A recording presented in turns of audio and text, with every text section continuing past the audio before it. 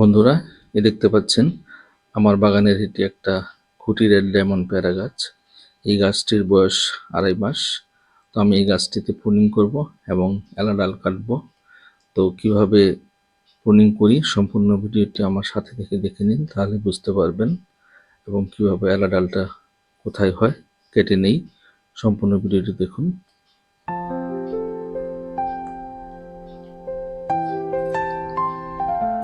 বন্ধুরা, সবাইকে স্বাগতম জানাই মুশফিক অর্গানিক গার্ডেনে।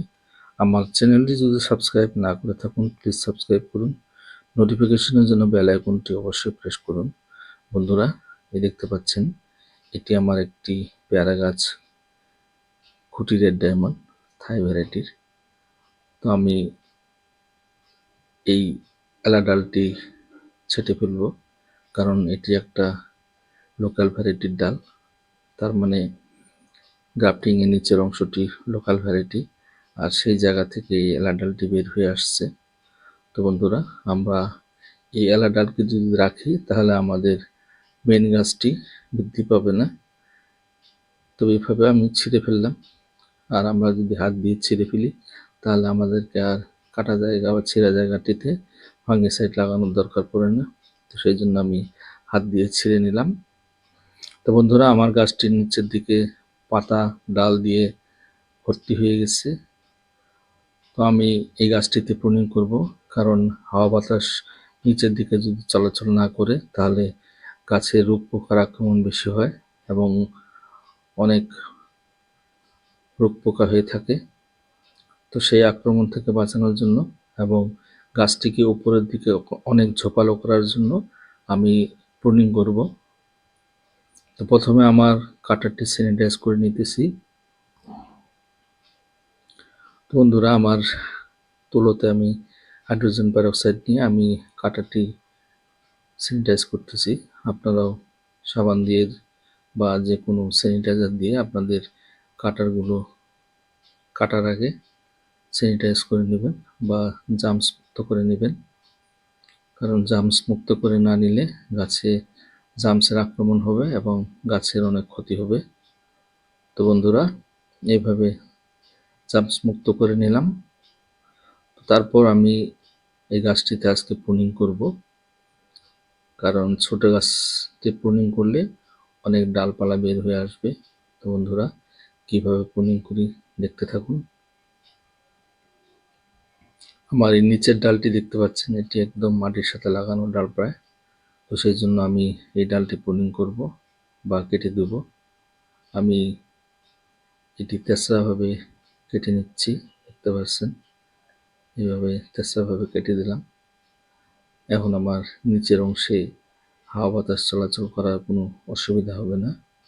তো বন্ধুরা, আমাদেরকে যে সমস্ত গাছ আমরা গ্রাফটিং গাছ বাগানে রোপণ করি, সেই সমস্ত গাছের নিচের অংশে আমাদেরকে হাওয়া বাতাস চলার জন্য গাছটি সবসময় পরিষ্কার রাখতে হয়। তো বন্ধুরা, আমি দুই পাশে দুটি খুঁটি পুঁতে নিচ্ছি, দেখতে পাচ্ছেন আমি দুই পাশে দুটি খুঁটি পুঁতে নিলাম। এখন আমি এই পাশে ডালটি উঠিয়ে দিচ্ছি, উপরে বেঁধে দিচ্ছি রশির দ্বারা, যাতে করে আমার এই ডালটি উপরের দিকে এসে যায়। এইভাবে আপনারাও আপনাদের গাছ, যে কোনো গাছ, শুধু পেয়ারা গাছই না, যে কোনো গাছ নিচের দিকে যদি থাকে তাহলে আপনারা সেটিকে লাঠির দ্বারা বেঁধে উপরের দিকে নিয়ে আসবেন, তাহলে আমাদের গাছগুলো উপরের দিকে ঝোপালো হবে। তারপর আমি এই পাশের ডালটিও এখন রশির দ্বারা এই লাঠির সঙ্গে বেঁধে দিব। এইভাবে আপনারাও বেঁধে দিবেন, দেখতে পাচ্ছেন আমি বেঁধে দিলাম আমার ডালটি। এখন দেখতে পাচ্ছেন আমার নিচের অংশে অনেক ফাঁকা রয়েছে। তো এখন রোগ পোকার আক্রমণও কম হবে, একদম ফাঁকা, হাওয়া বাতাস চলাচল করবে। তো বন্ধুরা, এভাবে আপনাদের গাছগুলো করে নেবেন। তারপর আমি আরও প্রুনিং করব এই গাছটিতে। এই অংশটি দেখতে পাচ্ছেন আমি উপরের এই আগাটির কেটে দেব, দেখতে পাচ্ছেন বন্ধু, আমি কেটে দিলাম। এখন আমার নিচের অংশ থেকে কয়েকটা ডাল বের হয়ে আসবে, অনেক ডাল বের হয়ে আসবে এবং উপরের দিকে বের হয়ে আসবে, সেগুলো ছোপালো হয়ে যাবে।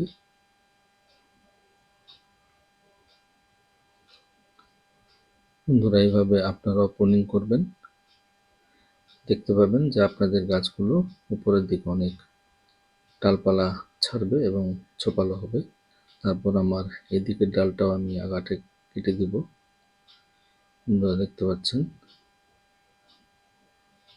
এই ডালটাও আগা কেটে দিলাম। এইভাবে এই পাশের ডালটাও আমি আগা কেটে দিলাম, এই দিতেছি। তো বন্ধুরা, আমি আমার 3টি আগা কেটে দিলাম আর একটি ডাল গোড়া থেকে কেটে দিলাম, যাতে করে সেখানে আর কোনো ডালপালা বের হয়ে না আসে নিচের ডালটায়, সেই জন্য একদম গোড় থেকে কেটে দিয়েছি। তারপর আমি ব্লাইটক্স ফাঙ্গিসাইড নিয়ে সেই কাটা জায়গাগুলো লাগিয়ে দিচ্ছি। কারণ যেহেতু কাটা দিয়ে কেটেছি, সেই জন্য আমাকে ব্লাইটক্স বা যে কোনো ফাঙ্গিসাইড লাগাতে পারেন আপনারা। তো এইভাবে লাগিয়ে দিবেন, দেখতে পাবেন আপনাদের গাছগুলো একদম ছোপালো হয়ে যাবে উপরের দিকে। তো বন্ধুরা, আমার ভিডিওটি কেমন লাগলো কমেন্টসের মাধ্যমে আমাকে জানাবেন। যদি ভালো লাগে একটা লাইক দিবেন, সবার সাথে শেয়ার করবেন। তো বন্ধুরা, সবাইকে ধন্যবাদ জানিয়ে আমার ভিডিওটি শেষ করলাম।